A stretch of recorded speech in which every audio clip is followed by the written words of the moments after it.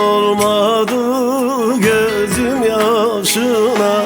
Olmayan işler geldi başıma.